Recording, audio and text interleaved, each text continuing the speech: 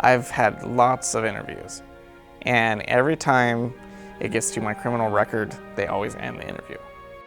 Most of the time, the people I interview with will tell me, oh yes, really good interview, I really like you, but unfortunately, due to your record, this is where the interview ends, and that's it.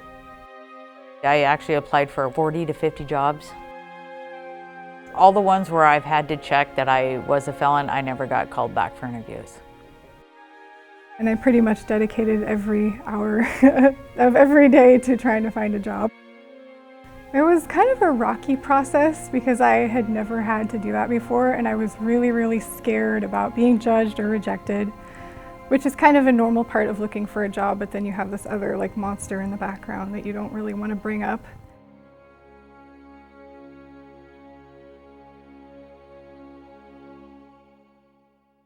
I tried to look at hiring people with disabilities or barriers to employment. I found that those people are the ones that really want to try harder to get a job and keep a job. And so it's been my focus to work with people who have those barriers to give them an opportunity to become productive members of society.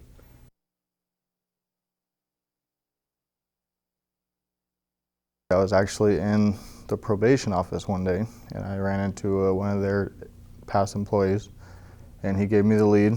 Met with Todd and Brenda that same day, and the next Monday I was to work. Oh, I was excited. I was very excited. I was at the point in time in my life where I was ready to move forward. He's a marvelous employee.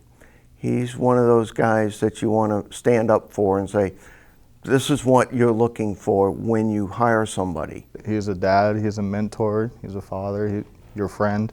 He's always been there for every employee that he's had.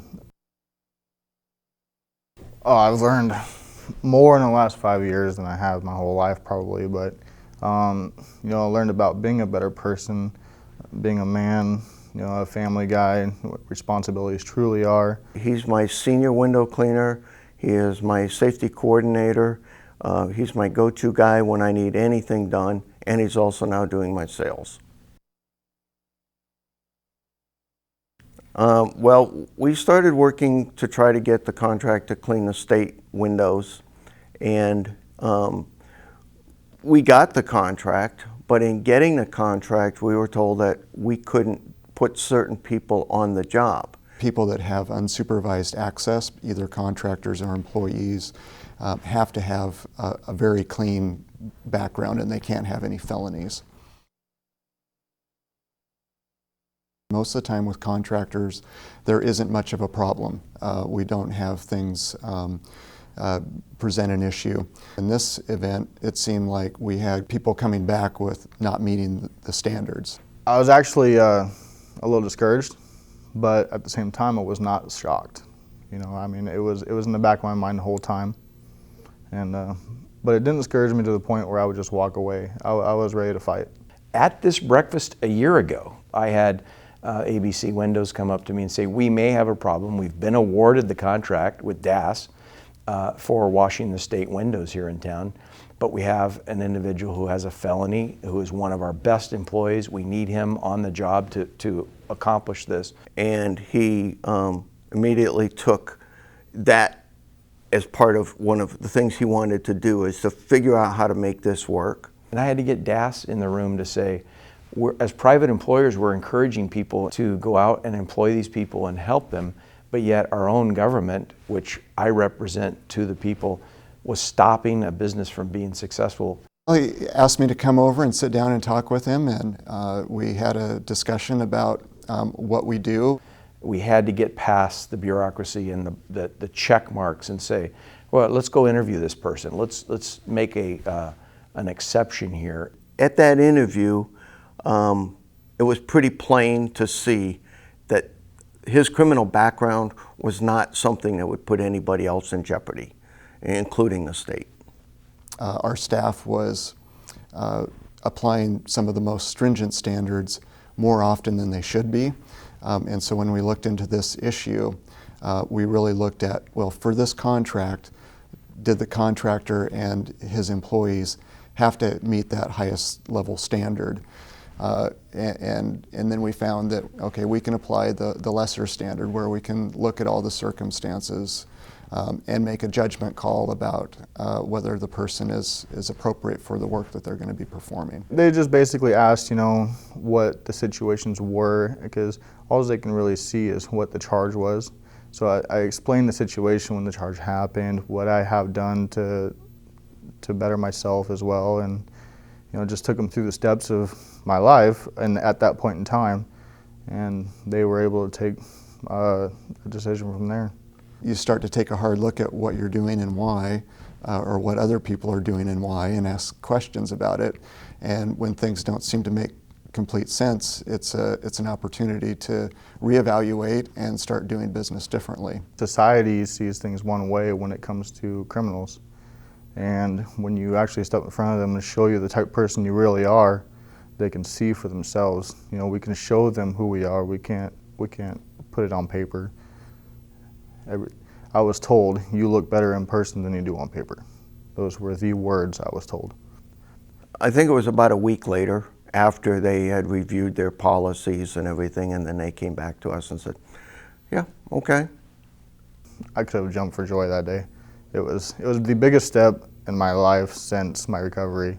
You know, that was just another barrier that I was able to overcome. Had a state representative not gotten involved and asked DAS to reconsider and to really look at this situation, we may have had an unhappy ending. The course correction that we made was one that met our interests, and you know, the local contractor was able to secure work and employ people in the local community, so it really was a win-win. It just shows that with a little determination and getting the right people involved, you can solve some of the bigger problems.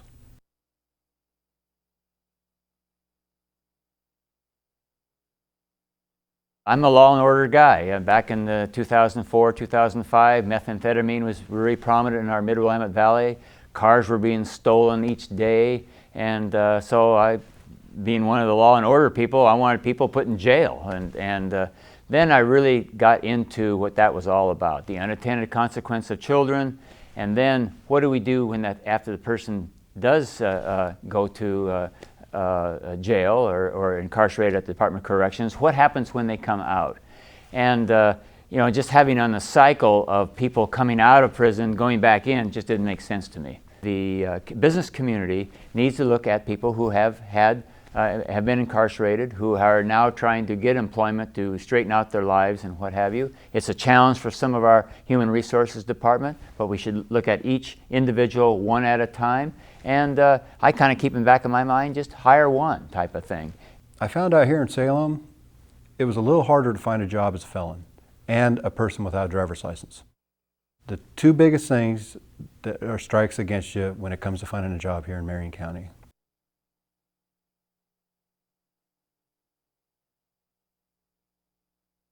I had a good time working at that place. The guys were excellent. The boss was really cool. They taught me a lot there. That's where I did my internship for college. But they couldn't hire me. And that was because I didn't have a license.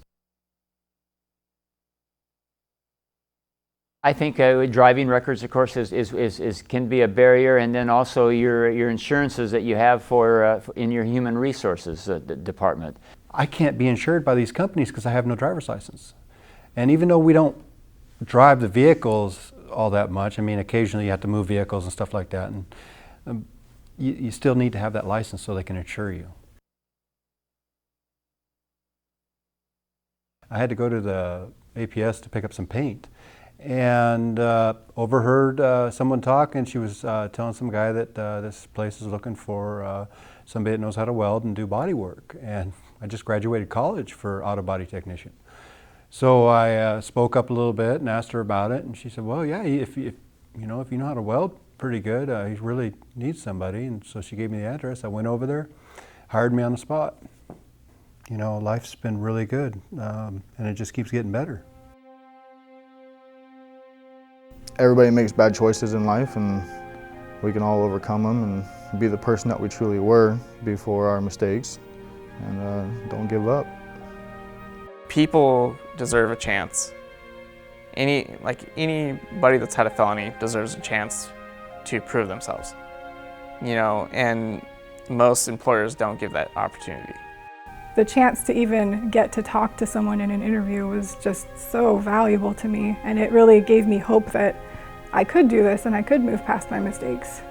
I realize it's a scary thing to trust people that have a past. Don't look at their past, look at their future, look at their present, look at what they're doing with their lives, and maybe give them that little bit of chance, you know, and then maybe it can build into something bigger, you know. That's all people like me need. It's just the opportunity. We just want that second chance to move forward in life and become part of the community again. As a taxpayer, I don't want to pay for them to be in prison. To be blunt about it, I'd rather collect some taxes from them for all of us rather than pay taxes from all of us to keep them. Somebody with a criminal background isn't necessarily a bad person. They just need some guidance. And I'm starting to hear it throughout the community that it's not small conversations, it's larger conversations with many more people involved in the conversation. I think that's a very positive thing, and I think that if we can just continue that and maybe even make it a little bit bigger, continue that growth, that differences will be made in people's lives, and not only the people being released from prison's lives. I'm talking about employers' lives.